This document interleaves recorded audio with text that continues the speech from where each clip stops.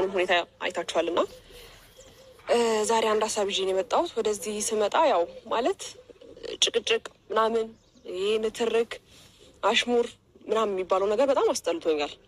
በጣም ከምላችሁ በላይ ማለት ነው። ከምላችሁ በላይ በጣም ጫና በዝቶብኛል እና ዛሬ ግን ወደዚህ ስመጣ ቢያንስ አንዳንድ ጊዜ መልስ ይሆነኛል ብዬ የማስበውን ነገር ነው ወደ እናንተ ይዤ የመጣሁላችሁ ማለት ነው። ያ ደግሞ ምንድን ነው? ሩታ ጋር ደውዬላታለሁ። ምን አይነት ስሜት የተሰማኝ ነው መሰላችሁ? ይህን ሰሞን ነገር የሆነ ነገር ካስተዋላችሁ ምናልባት ከዚህ በፊት ምናልባት ሩታ አብርሃምን እንደማትፈልገው ምናምን ነበር አክት እያደረገች የነበረችው እና አሁን ደግሞ ብቻ ይህን ሰሞን የመፈለግ ነገር እያየውባት ነው።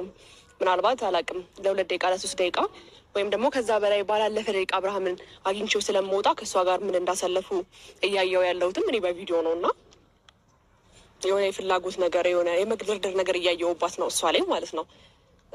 ስለዚህ እኔ በቃ ማለት ጉዳት ይበቃኛል ብዬ ነው የማስበው። አንዳንድ ጊዜ ለምናፈቅረው ሰው ብዙ መስዋዕትነት እንከፍላለን። እኔ እንደማይፈልገኝ ወይም ደግሞ እኔ ጋር ትንሽ አለው ብሎ ደግሞ እንደገና ተመልሶ ሩታ ጋር እንደዚህ አይነት ነገሮችን ሲያደርግ ነገሮችን ቁጭ ብዬ የማላስብ አይነት ሰው አይደለሁም።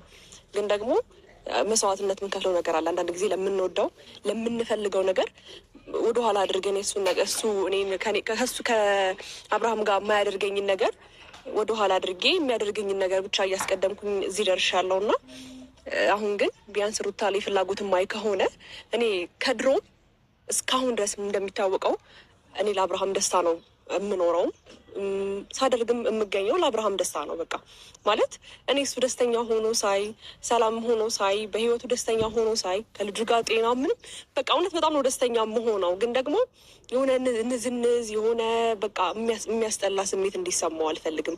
አለው ብላ ሩታ 1-2 ቀን አብረው ጥሩ ጊዜ ያሳልፉና ከዛ በኋላ ተቀይራባት እሷም ሌላ ሰው ትሆናለች፣ እሱም እንደዛው። ብቻ ሰላማዊ ትዳር ስለማይኖሩ ነው በዚህ ልክ እኔም እሱን ለማስደሰት ብዙ መስመሮችን አልፌ እየሄድኩ የነበረው እና ዛሬ ግን ቢያንስ ቁርጤን እንዳውቅ ነው ሩታ ጋር የደወልኩላት እና ያው ስደውላት ብዙም ፈቃደኛ አልነበረችም።